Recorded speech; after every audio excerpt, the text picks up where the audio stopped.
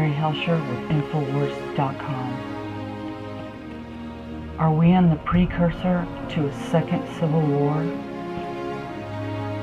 This is an article written by Paul Joseph Watson. Congressman, U.S. is heading towards a second civil war.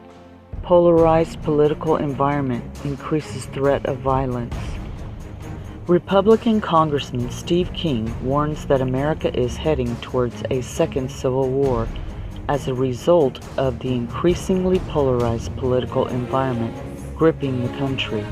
America is heading in the direction of another Harper's Ferry. After that comes Fort Sumter, tweeted King, with a link to an article about how Occupy protesters shut down an ICE office in Portland, Oregon.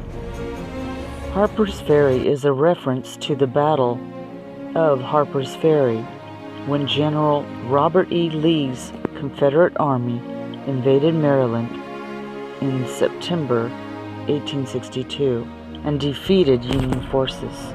Fort Sumter refers to the second battle at the location during the Civil War when Union forces attacked Confederate forces. The first prominent figure to discuss the prospect of civil war in the context of America's intense political climate. In an interview with Politico, historian Michael Breschloss said that the recent confrontations between activists and Trump administration officials is a new disheartening sign of a country that is becoming more divided by the hour. It is almost beginning to sound like some of the things that happened before the Civil War. It is a polarized country, he added. Concerns about civil unrest have increased in recent days following a number of incidents where people connected to Trump have been aggressively harassed. California Democratic Representative Maxine Waters told a rally on Saturday, "If you see anybody from that cabinet in a restaurant, in a department store, at a gasoline station, you get out and you create a crowd and you push back on them. And you tell them they're not welcome anymore anywhere," prompting some to accuse her of inciting violence. In a quote by Paul Joseph Watson, he writes, "I love how the left continue to blame Trump's policies for the current polarized environment while they simultaneously spew rape and death threats, advocate targeting people's children, and verbally and physically assault Trump administration members and supporters." This article was simply gut-wrenching. It almost tears your heart out to think that Americans would be fighting with other Americans.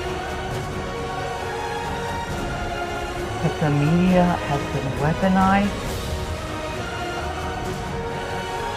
and it's constant, 24 hours a day,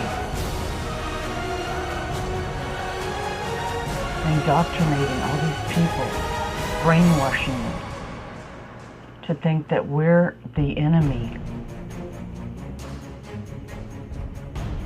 It's just heartbreaking.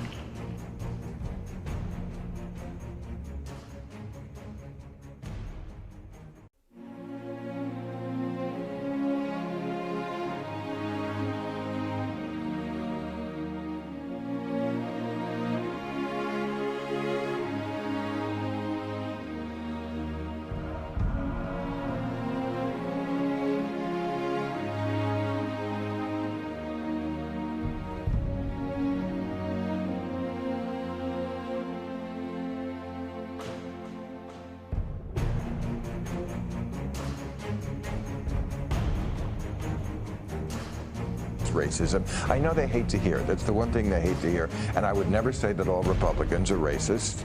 But if you are a racist and you're looking for a political party this is the obvious This choice. is the mousetrap, at least. I mean, Right. Here, eat this cheese.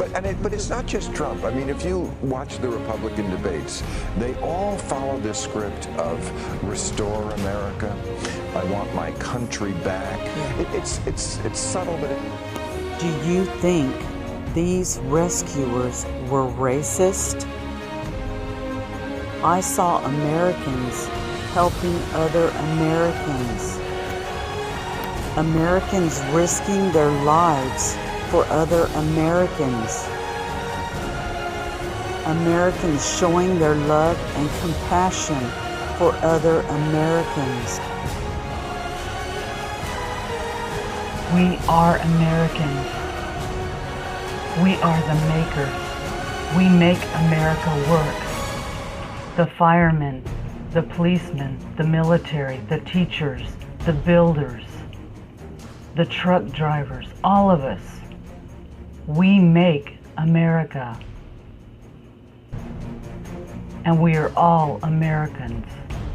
One nation under God for everybody. We are one nation, and their pain is our pain.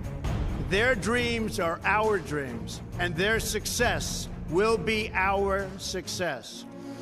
We share one heart, one home, and one glorious destiny.